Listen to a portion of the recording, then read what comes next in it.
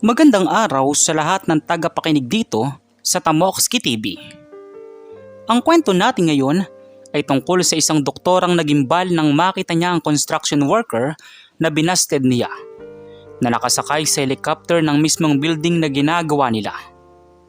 Pero bago tayo magpatuloy sa ating kwento, ay maaari po ba akong makahingi ng isang subscribe at like sa kwentong ito? At sinisigurado kong darating sa inyo ang napakalaking blessings.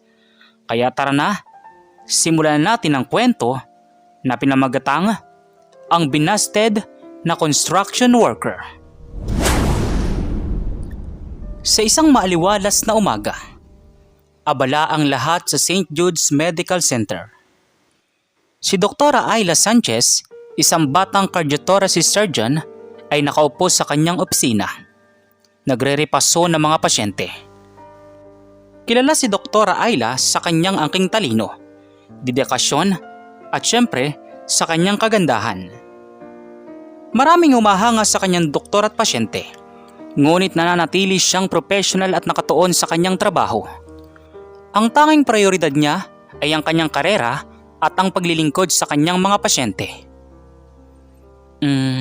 Stable na si Mr. Reyes. Good. Kailangan ko nang bisitahin si Mrs. Cruz para sa follow-up niya. Sabi ni Dr. Ayla habang nagsasalita sa kanyang sarili at binabasa ang medical chart. Maya-maya ay biglang may kumatok sa pintuan ng kanyang opisina. Pasok! Pumasok ng may ngiti sa lobby si Nurse Abby. Good morning, Doc. May emergency po tayo. Isang construction worker nahulog sa scaffolding. Agad na tumayo si Dr. Ayla. Seryoso ang muka. Ano ang kanyang kondisyon? Multiple fractures, Doc, at may internal bleeding. Critical po ang lagay niya. Nasa ER na po. Sagot ni Nurse Abby. Okay, I'll be right there. Sabihin mo ang OR team na maganda. Mabilis na naglakad si Dr. Ayla patungong emergency room. Habang papalapit, nakita niya ang kaguluhan. Naroon ang mga nurse at residente na nagmamadaling asikasuhin ang pasyente. Paglapit niya sa stretcher, nagulat si Dr. Ayla. Parang pamilyar ang mukha ng construction worker na nakahiga doon. Dugo-duguan at halos hindi na makahinga. May kung anong kumirot sa kanyang dibdib. Tumingin siya sa pasyente at pilit inaalala kung saan niya ito nakita. Sino ito? Anong pangalan? Si Mang Tonyo po, Doc. Construction worker. Nagulat si Dr. Ayla. Mang Tonyo? Hindi. Hindi siya si Mang Tonyo. Ito ay... Lumapit pa si Dr. Ayla. Habang nililinis ang dugo sa mukha ng pasyente, unti-unting luminaw ang kanyang muka. At doon, nanlamig si Dr. Ayla. Ang lalaking nakahiga sa stretcher na halos nasa bingit ng kamatayan ay walang iba kundi si Marco. Marco? Si Marco? Anong ginagawa niya dito? Bakit siya? Gulat na sabi ni Dr. Ayla sa kanyang isip. Si Marco, ang lalaking ilang buwan pa lang ang nakaraan, ay buong tapang na nanligaw sa kanya. Isang simpleng construction worker na nagtatrabaho sa tapat ng ospital. Naalala ni Dr. Ayla kung paano niya ito binasted. Kung paano niya ito diretsyong sinabihan na hindi sila bagay dahil magkaibang kanilang mundo. Ang akala niya ay hindi na niya ito muling makikita. Binasted ko siya. Bulong sa sarili, ngunit narinig ni Nurse Abby ang bulong ni Dr. Ayla. May sinasabi po kayo, Doc? Wala. Kailangan natin kumilos ng mabilis. Dalhin siya sa OR. Kailangan niya ng agarang operasyon. Sa loob ng operating room, professional si Dr. Ayla. Isinantabi niya ang kanyang personal na damdamin. Ang tanging nasa isip niya ay iligtas ang buhay ni Marco. Oras ang kalaban nila. Bawat galaw ay kritikal. Ang pagiging dalubhasa ni Dr. Ayla sa operasyon ay muling nasubok. Stabilize his vitals. Kailangan nating ihinto ang internal bleeding. Scalpel! Sabi ni Dr. Ayla sa OR team. Ang operasyon ay tumagal ng ilang oras. Pawis na pawis si Dr. Ayla. Nakatuon ang buong atensyon niya sa bawat detalye. Sa kabila ng lahat, hindi niya maiwasang maaalala ang matatamis ng ngiti ni Marco noong nililigawan pa siya nito. Ang kanyang determinasyon na patunayan ang kanyang sarili, ang kanyang kabaitan, mga bagay na ipinagsawalang bahala niya noon. Stable na siya. Nailigtas natin siya, sabi ni Dr. Ayla pagkatapos ng operasyon at tuminga ng malalim. Paglabas ni Dr. Ayla sa operating room, pakiramdam niya ay para siyang nabunutan ng tinik. Ngunit kasabay nito ang matinding pagkabagabag sa kanyang isipan. Ang lalaking binasted niya na akala niya ay basta na lang nawala sa kanyang buhay ay muling nagpakita sa ganitong paraan. Ilang araw ang lumipas. Mahimbing pa rin ang tulog ni Marco sa intensive care unit. Regular si Dr. Ayla sa pagbisita sa kanya. Sinusuri ang kanyang progreso. Habang unti-unting gumagaling si Marco, unti-unti ring bumabalik ang lakas ng kanyang katawan. Ngunit higit pa roon, bumabalik din ang mga alaala sa isip ni Dr. Ayla. Naaalala niya ang mga sulyap, ang mga ngiti, at ang mga pagtatangka ni Marco na kausapin siya sa tuwing dumadaan siya sa construction site. Kung alam ko lang na ganito palang mangyayari, siguro hindi ko siya binasted agad. O baka naman sinubukan ko man lang siyang kilalanin, sabi ni Dr. Ayla sa kanyang isip habang nakatingin kay Marco. Isang umaga, habang nagbabasa si Dr. Ayla ng chart ni Marco, gumalaw ang mga daliri nito. Agad siyang lumapit. Marco, naririnig mo ba ako? Dr. Ayla. Oo, ako ito. Nagising ka na. Magiling ka na. Salamat, Dok. Akala ko hindi na ako makakabalik. Malakas ka. Salamat sa Diyos at nailigtas ka namin. Sa mga sumunod na araw, unti-unting bumalik ang sigla ni Marco. Nagagawa na niyang kumain na mag-isa at makipag-usap ng mas maayos. Sa bawat pag-uusap nila, nadiskubre ni Dr. Ayla ang mas malalim na personalidad ni Marco. Sa likod ng pagiging construction worker, mayroong isang taong punong-puno ng pangarap, sipag at dedikasyon. Dok, salamat talaga sa lahat. Utang na loob ko sa inyo ang aking buhay. Trabaho ko yun, Marco, pero masaya ako na gumaling ka. Dok, may tatanong sana ako. Ano yun? Bakit mo ako binasted noon? Nanlamig si Dr. Ayla, hindi niya inaasahan ang tanong na iyon. Hindi niya alam kung ano ang isasagot. Paano niya sasabihin na ang dahilan ay dahil sa propesyon nito? Dahil sa kaibahan nila sa estado ng buhay? Marco, hindi lang talaga tayo. Hindi tayo bagay, Dok. Yan din ang sinabi mo noon. Pasensya na, Marco. Hindi ko intensyon na saktan ka. Okay lang, Dok. Naintindihan ko noon. Pero ngayon, iba na. Nagulat si Dr. Ayla sa sinabi ni Marco. Nagtataka siya kung ano ang ibig sabihin nito. Akala niya ay tuluyan na naglaho ang anumang interes ni Marco sa kanya pagkatapos ng insidente. Anong ibig mong sabihin, Marco?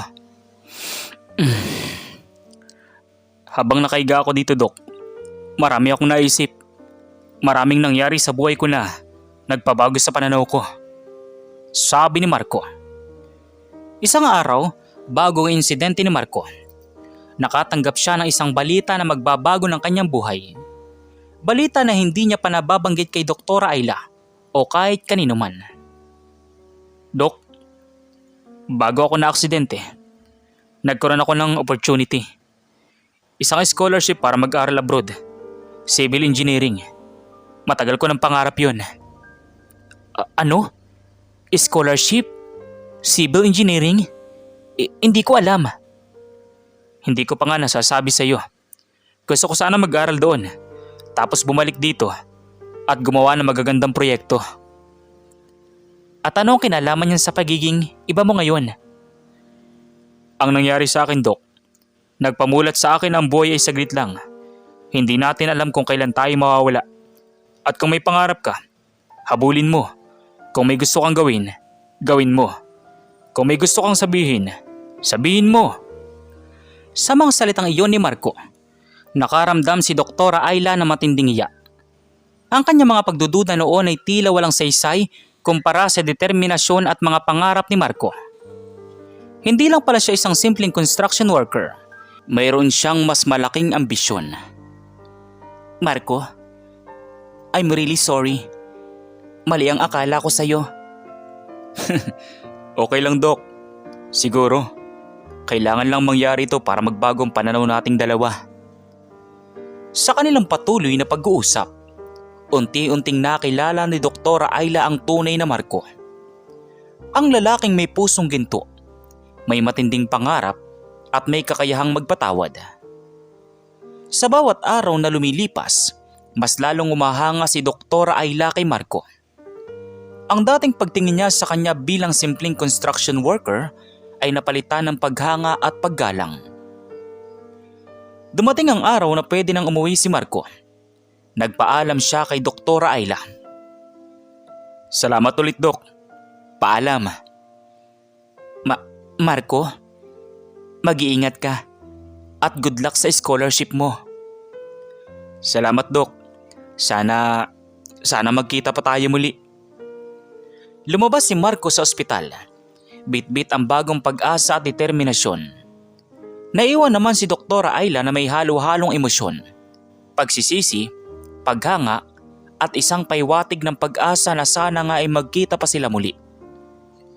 Subalit may pangamba rin si Doktora Ayla. Paano kung maging matagumpay si Marco sa kanyang pangarap? Paano kung tuluyan na siyang abutin at mawala na siya ng pagkakataon na maipakita kay Marco na nagbago na siya? Hindi niya alam kung kailan o kung paano. Ang tanging alam niya ay may bahagi ng kanyang puso na naghahanap-hanap sa presensya ni Marco. Pagkatapos umalis ni Marco sa ospital, bumalik sa kanyang normal na routine si Doktora Ayla. Ngunit hindi na ito pareho. Bawat pasyente na may kinalaman sa construction o bawat sulyap sa mga gusaling ginagawa ay nagpapaalala sa kanya kay Marco. Ang dating pagiging abala niya sa trabaho ay tila nababalutan na ngayon ng pangungulila at palaisipan. Madalas siyang nakatulala. Iniisip kung nasaan na kaya si Marco. Kung ano na kaya ang ginagawa nito. At kung matutupad ba nito ang pangarap na mag-aral sa ibang bansa. Scholarship? Civil engineering? Hindi ko talaga inakala. Sobrang mali ako sa panghusga sa kanya. Sabi ni Doktora Ayla sa kanyang sarili habang nagkakape sa office. Sa kabila ng kanyang abalang schedule, madalas na siyang nagbubukas ng laptop para hanapin ang mga balita tungkol sa scholarship programs para sa civil engineering. Umaasa siyang makakita ng impormasyon na konektado kay Marco. Kahit isang paywatig lang. Ngunit wala. Tila nilamon ng lupa si Marco, kasama ang kanyang mga pangarap. Maya-maya biglang pumasok si Nurse Abby sa kanyang opisina. Dok, okay lang po ba kayo? Ilang araw na po kayong malalim ang iniisip? Sabi ni Nurse Abby. Nagulat naman si Doktora Ayla. Ngunit pilit nang umiti. Okay lang ako, Abby. Marami lang iniisip ng mga pasyente. Ah, si Marco po ba, Dok? Yung construction worker na naaksidente? Ah, oo. Kamusta na kaya siya? Sana ay maayos na siya. Aba, Dok, ngayon ko lang po kayo nakitang ganyan mag-alala sa pasyente. May something po ba? Wala, Abby. Professional lang ako. Gusto ko lang siguraduhin na maayos ang lahat ng pasyente ko. Sure po, Dok. Alam na po namin yan. Pilyang ngumiti at lumabas ng opisina si Nurse Abby. Naiwan naman si Doktora Ayla na pulang-pula ang muka. Totoo nga, iba ang pakiramdam niya kay Marco. Higit pa sa pagiging pasyente. Ito na ba ang paghanga? O baka naman pag-ibig? Pero hindi niya alam. Ang tanging alam niya ay may bahagi ng kanyang puso na umaasa na muling makita si Marco. Samantala, lumipas ang 6 na taon. Maraming nagbago sa syudad. Maraming bagong gusali ang tumayo. Mga proyekto sa infrastruktura ang natapos. Naging mas abala si Dr. Ayla sa kanyang trabaho. Lumawak ang kanyang kaalaman at karanasan. Ngunit sa kabila ng lahat, hindi pa rin niya nakakalimutan si Marco. Paminsan-minsan, nakakarinig siya ng balita tungkol sa mga Pilipinong scholar na nagtatapos sa ibang bansa at umuwi para magsilbi sa bayan. Sa bawat balita, umaasa siyang si Marco iyon. Isang araw, nagkaroon ng malaking project ang ospital. Magtatayo sila ng bagong wing na gagamitin para sa research center. Malaki ang pondong inilaan para dito at sadyang pinili ang isang prestiyosong engineering firm para pangasiwaan ng proyekto. Dumating ang araw ng signing ng kontrata. Kabilang si Dr. Ayla sa opisyal ng ospital na dadalo sa meeting. Dr. Ayla, kailangan mong dumalo sa meeting na ito bilang head ng cardiology department. Importante ang input mo sa design ng bagong research center, sabi ng direktor ng ospital na si Dr. Reyes. Opo, Dr. Reyes, darating po ako, sagot ni Dr. Ayla. Naganda si Dr. Ayla para sa meeting. Nagsuot siya ng isang eleganteng business attire. Habang pupunta sa conference room, may kung anong kaba siyang nararamdaman. Hindi niya mawari kung bakit. Pagpasok niya sa conference room, naroon na ang ilang representatives mula sa engineering firm. Nakaupo sila sa mahabang mesa, kasama ang mga opisyales ng ospital. Bumati siya sa lahat at umupo sa bakanting upuan. Habang tinitingnan niya ang mga tao sa paligid, may isang mukha ang nakakuha ng kanyang pansin. Isang matangkad at matipunong lalaki ang nakaupo sa dulo ng mesa. Kausap ang direktor ng ospital. Nakasuot ito ng mamahaling suit at ang kanyang tindig ay puno ng kumpiyansa. May kung anong pamilyar sa kanyang galaw, sa kanyang ngiti. Hindi niya maaninag ang buong mukha nito dahil nakatalikod ito sa kanya. Sino kaya yan? Parang pamilyar, sa isip-isip ni Dr. Ayla. Good morning everyone. Welcome to St. Jude's Medical Center. We are very honored to have the team from Global Structures Incorporation here with us today to formally introduce their company and their project manager. Let me call on Mr. Marco, sabi ni Dr. Reyes. Napahinto sa paghinga si Dr. Ayla. Parang bumagal ang oras. Marco. May kinalaman ba ito sa Marco na kilala niya? Mr. Marco Antonio de la Cruz, sabi muli ni Dr. Reyes. Dahan-dahang lumingon ang lalaki at doon nanindig ang balahibo ni Dr. Ayla. Hindi nga siya nagkamali. Ang lalaking nakaupo sa dulo ng mesa, ang project manager ng Global Structures Incorporation, ay walang iba kundi si Marco. Ang Marco na binasted niya.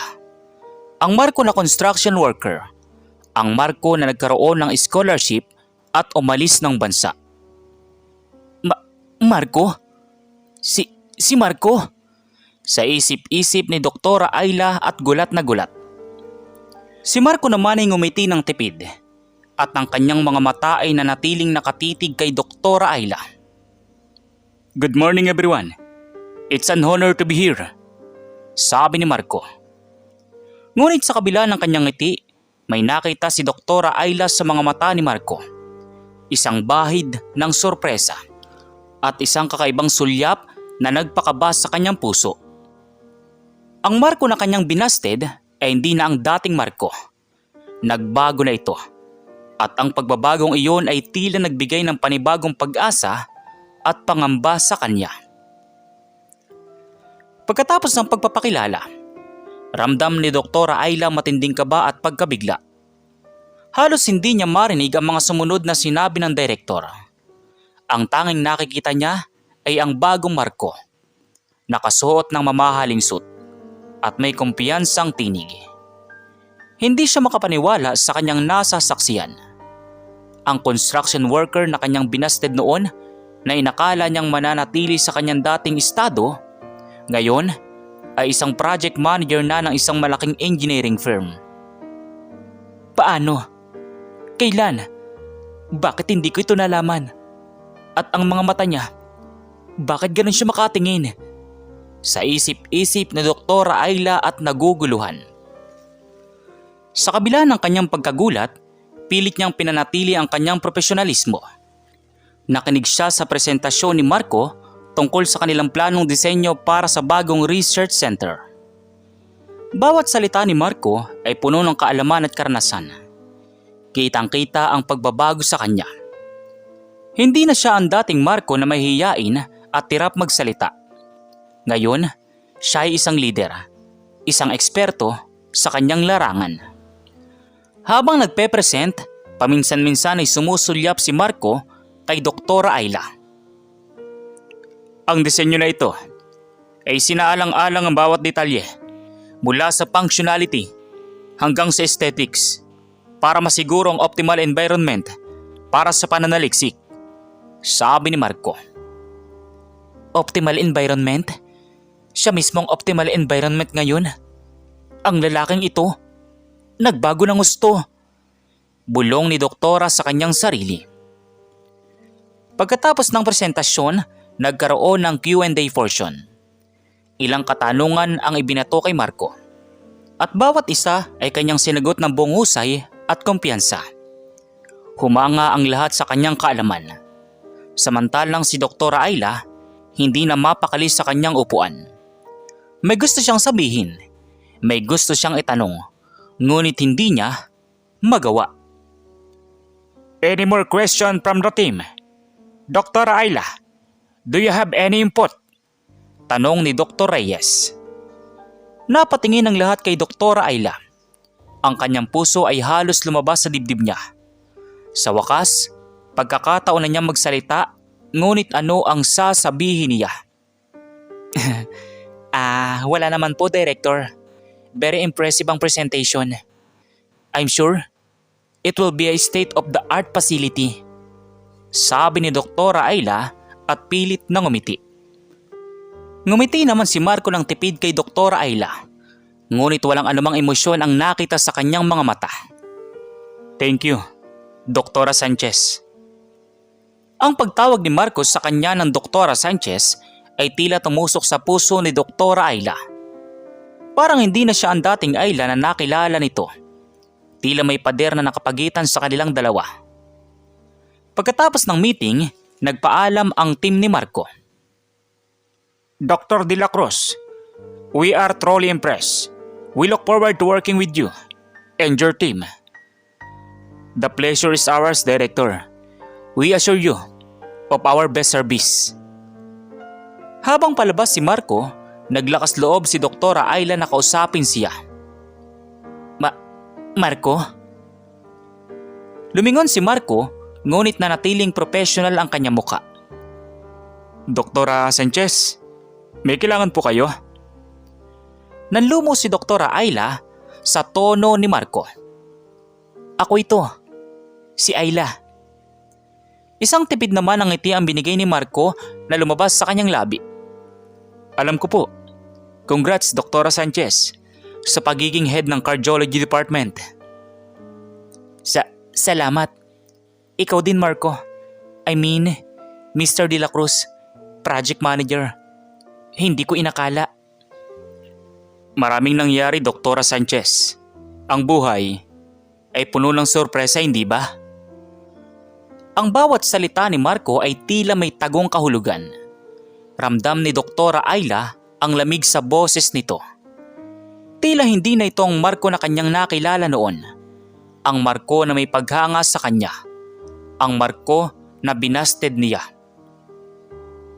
Marco, I'm really sorry about, noon.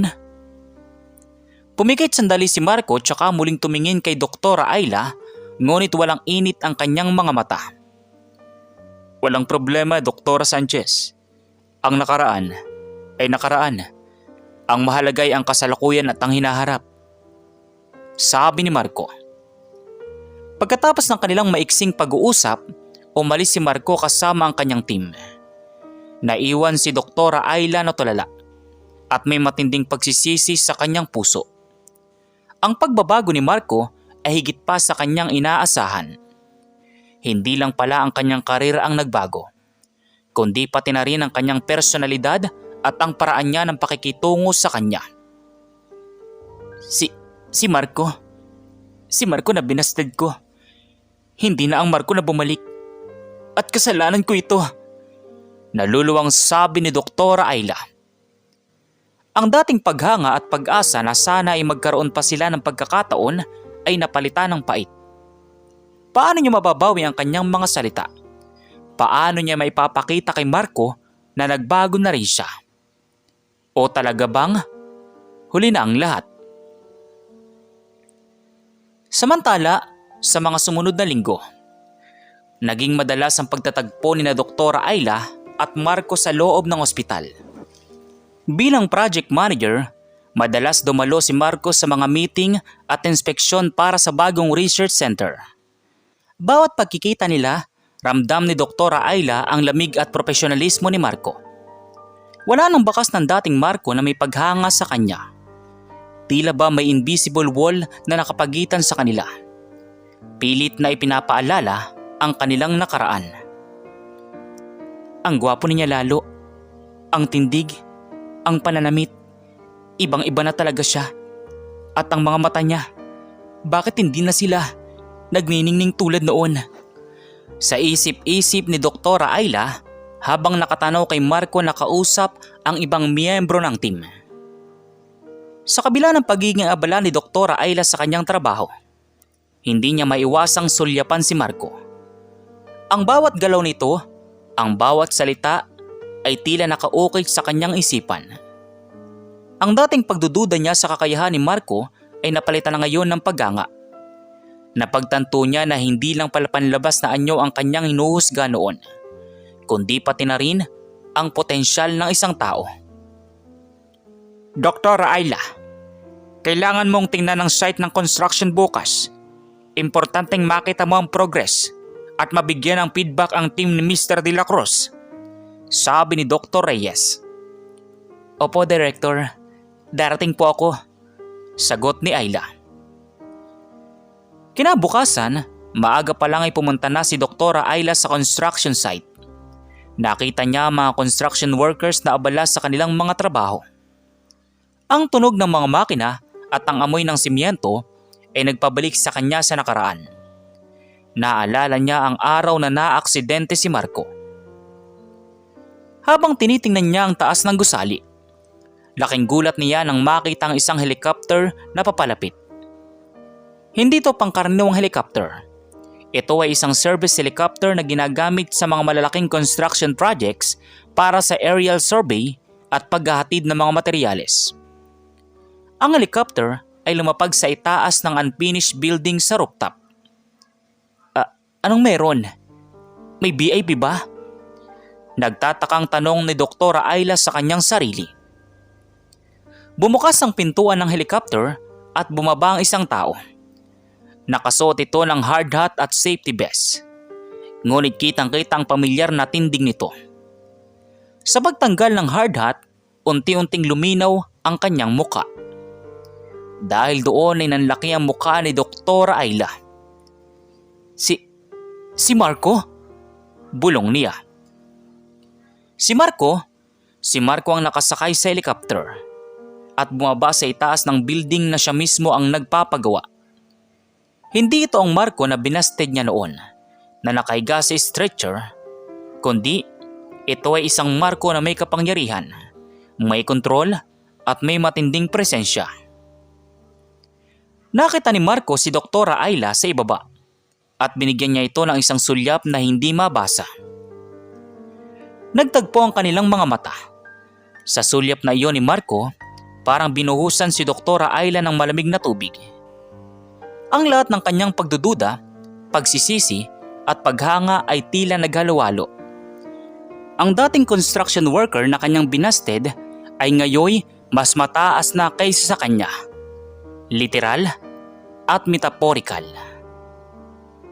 Pagkatapos ng helicopter inspection, bumaba si Marco. Agad siyang lumapit kay Dr. Ayla. Dr. Ayla Sanchez, maaga ka yata ngayon.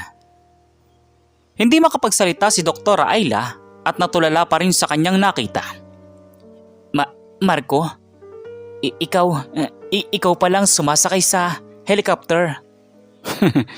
Kailangan kong inspeksyonin ng structural integrity ng building, Dr. Sanchez. Importanteng masiguro ang kaligtasan. Napakagaling mo talaga, Marco. Hindi ko inakala. Tumingin si Marco sa kanya at sa wakas ay may bahid ng emosyon sa kanyang mga mata. Ngunit hindi ito paghanga, kundi tila pagkabigo. Dr. Sanchez, ang isang tao ay hindi dapat tinuhusgan sa kanyang kasalukuyang estado, kundi sa kanyang potensyal. Ang mga salitang iyon ni Marco ay tumatak sa puso ni Dr. Ayla. Naintindihan niya ang ibig sabihin nito. Ito ay isang paalala sa kanyang pagkakamali noon. Ang panghusga niya kay Marco batay sa kanyang trabaho bilang construction worker. Alam ko, Marco, at nagsisisi ako. Namumula ang pisngi na sabi ni Dr. Ayla at halos hindi makatingin kay Marco. Kung kailangan mo ng anumang impormasyon o katanungan tungkol sa proyekto, huwag kang mag-atubiling itanong. I'll be happy to assist you, sabi ni Marco.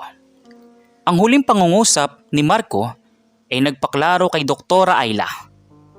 Ang relasyon nila ay nanatiling profesional.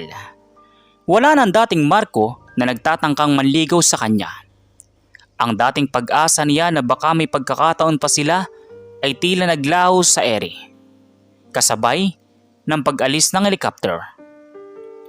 Ang kwento ni Dr. Ayla at Marco ay isang paalala na ang pagbabago ay hindi lang para sa isa. Minsan, ang pagbabago ay para sa dalawa. At kung minsan, ang pagbabago ay nangangahulugan ng pagtanggap na ang mga landas na minsan nating inakala ay magtatagpo ay tuluyan ng lumiko. Ang pagkabigla ni Dr. Ayla sa muling pagkikita nila ni Marco ay hindi lang dahil sa tagumpay nito, kundi dahil sa matinding realisasyon na ang taong binasted niya ay hindi lang basta umasenso, kundi naging isang simbolo ng kanyang pagkakamali. Sa uli, nanatili si Dr. Ayla na nakatanaw sa itaas ng gusali habang ang helicopter ay tuluyan ng nawala sa kanyang paningin. Ang tanong ay nanatili sa kanyang isipan. Huli na nga ba ang lahat? O mayroon pa bang second chance para sa dalawang taong minsan ay nagtagpo, nagkahiwalay at muling nagbalik sa magkabilang mundo? At diyan nagtatapos ang ating kwento tungkol sa doktorang nagimbal nang makita niya ang construction worker na binasted niya, na nakasakay sa helicopter ng mismong building na ginagawa nila. Isang kwento na nagpapakita sa atin na ang panghusga sa tao ay hindi dapat ibase sa kasalukuyan nitong kalagayan, kundi sa potensyal na kaya nitong abutin. Sino nga ba mag-aakala ng isang simpleng construction worker ay magiging isang matagumpay na project manager? At sino nga ba mag-aakala ng isang doktorang sobrang professional ay makakaranas ng matinding pagsisisi at paghanga sa taong minsan niyang ipinagsawalang bahala? Sana ay naging inspirasyon at aral ang kwentong ito sa inyo, mga katamokski.